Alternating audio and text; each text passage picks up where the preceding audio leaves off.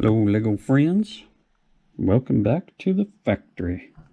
So, I think I'm about done with my bike repair shop and snack shack.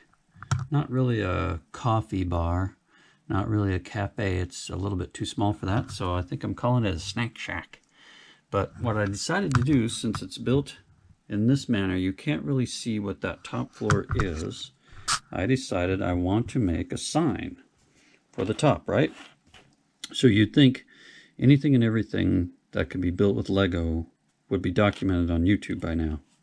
But nope, not in this case. So if you've looked yourself, probably seen the same thing I have. There's like 2 videos out there on how to build signs like that. Letters and signs. And one of them by a master builder shows you the pieces you might use, which is nice. But then he just speed builds the whole thing and goes, well, there you go, and there's your sign. And the best thing about it is you did it yourself. But otherwise, it's useless because he doesn't actually show you how to build anything. And then the other one I found that was helpful did have some good details, of course, from Bevan's Bricks on how to build signs. He shows you a couple different ways to have sign backing or this box, how to build those. Still, some of the details I think are missing there. And then also there's some real specific techniques you can use to help you minimize the parts you're going to need. Because this sign that I built, you can see, is built with just spare parts that I had lying around. I didn't order anything from Bricklink or get crazy on eBay. These are just parts I had lying around. And while building it, I learned a couple of things that could help me save on parts. So I just needed a small sign that would say eat and would sit up here on my cafe, my little snack shack. So this is one I built with just some spare parts that were lying around. And I'll show you how I did that. So the interesting thing about it is to think of the sign, at least in this case, of the box being built left to right. Normally when we build Lego, we build from a base bottom up, right? Building signs is a little different. You're building a box if you want a box to hold it. You can see it's solid with the letters inside. You're building actually left to right, like this.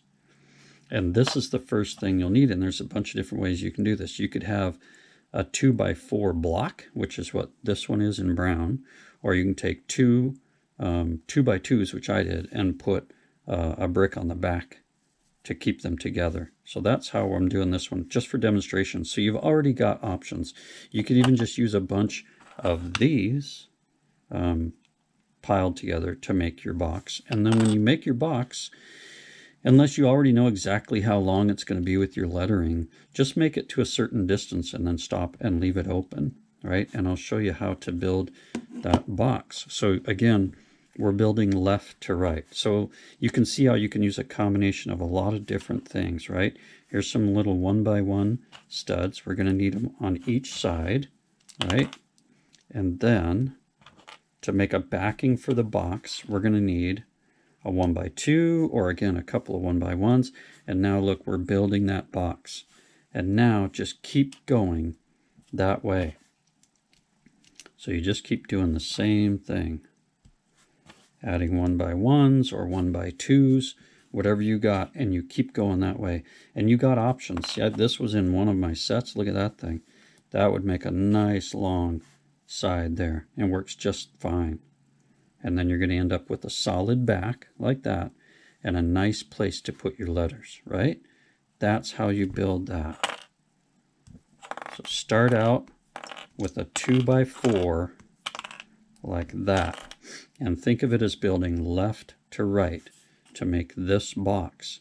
Now, one downside of this is that your letters here are not held in place. And these letters, you can see, at least in this case, using a 2x4, they're going to be 5 plates high. 1, 2, 3, 4, 5. But they don't stay in there. They're not locked into anything. So you could just go like that, and out they come. I'm not too worried about that. This sign's just going to sit up here. It's not going to be on a Ferris wheel. I don't expect those letters to go anywhere. And if I really wanted to, I could probably come up with something that holds them in there tighter. But now you know how to build the box, and just finish it off the same way. Once you get all your letters in, you keep building your box this way. Add 2x4, however you want to make it, to the last bit of your lettering there. And then you can tile it off if you want, like that with plates. Yeah. There's how I did it. So actually this was good to see. So my last lettered plate, actually I put in to the back. So it's still facing left to right, my studs. In fact, that took a while to figure out. All of this took a while to figure out. So your studs are all going to be facing that way, building left to right, just the same way we read. And this was interesting too. So I was afraid that I was going to need a bunch of these. And you can see now that actually you can get away with using plates that have the studs on them, just depending on which direction you face them, right?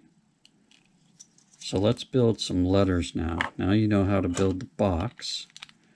There's the last bit of it. There's my space, and there's my space. This one's the same. It's a 1x2 sticking into the studs on this brick, right? So now building lettering, this is what got tricky. So let's see, our first letter is E. Now that I've seen it, I can already do it. Let's put it in place. So you can see the E come to life here. And this font, by the way, is just old school lettering font. On Bevan's bricks, there's a picture of all the letters and numbers. You can always pause it and look at it and see how to make your letters. But here's what I learned. It was interesting because I was worried, like, how many of these plates am I going to need? Like those right there.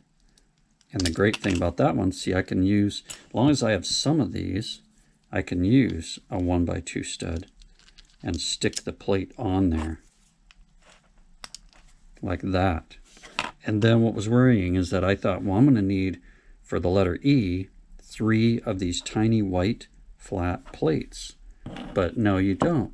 The only time you need a white flat plate is when you're going to have that plate at the top, right? And even then, that's not necessarily true, because you should, just as you should think of building your letters from the bottom to the top, you can also build them from top to bottom.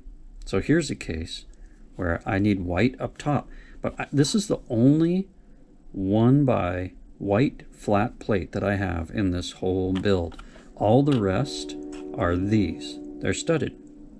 And I remember I almost quit because I only had one of these, and I thought, well, how can I do all the rest of my letters? And I went, wait a minute. I could build my letters from the top down using plates with studs like that. So this first brick here is actually a studded plate, but it does the same thing as this one does. It's a flat white. And again, you only need one flat white plate if you're going to have to end with the same color top or bottom, because one of them is going to have to be flat, right? In order to go into the box, one has got to be flat. But you can see in this case, I was out of them, and it still worked out for me because I started with the stud at the top. There's my white plate right there. And now same with the gray. I just need one at the bottom because it needs to be flat. But you don't need a ton of them. I did get a bunch of these for building sidewalks, but you don't need a ton of them depending on how many letters you're doing, right? So I hope that makes sense. You're building either from the bottom or the top when you make your lettering. Don't think that you're stuck, just building one way. And then this one, again, another good example. This is a plate I would normally use for city sidewalks. I do need one, both sides actually have got to be flat. So, I could do this another way. I could use this in a gray, all gray 1x2, and add one of these. But either way, I just need both sides of that to be flat. There's flat, and there's flat. And now I can slide that in there, and we've got our letter E. But our next letter is actually A. So just going from memory, let's see if we can figure this out. So here's a flat plate, which I do need to make my spacing between my letters. And then now we'll make our letter A. Maybe. Yeah, nope, that's not it. So let's go to this one. There we go. Now we're going to make our letter A. There we go. Now we're getting something good there. There we go. A. And we've got our spacer with gray there. Now we need to make a T. Flat white plate there. Or actually this one, if I remember right. Yeah, here's how I did that one. Again, I started with a white one at the top, but I didn't need the small flat one. I could use a stud and build downward. And then I used a gray flat at the bottom. So one there. And then we need another one over here. I built the same one over here. And then the white in between. There's my letter T. And there you go. And then again, you saw how I finished it off. Now we got a box. We got our letters. Personally, if I could do this over, if I had all the parts, I would do this all in blue because I like blue and white, my favorite colors together. And I would make where my gray is blue, same as this box. And then the EAT would stand out really well. But that's it. That's how you build at least a box with letters in it. Please let me know if this was helpful or if you've seen another video that's more helpful with building signs. Because I can tell you my first one, here's the first sign of shame. That's my first sign. I was all jacked about it until the wife saw it and she couldn't stop laughing. Thought she was going to hurt herself. So, yeah. And there it is. Here's your sign, as they say.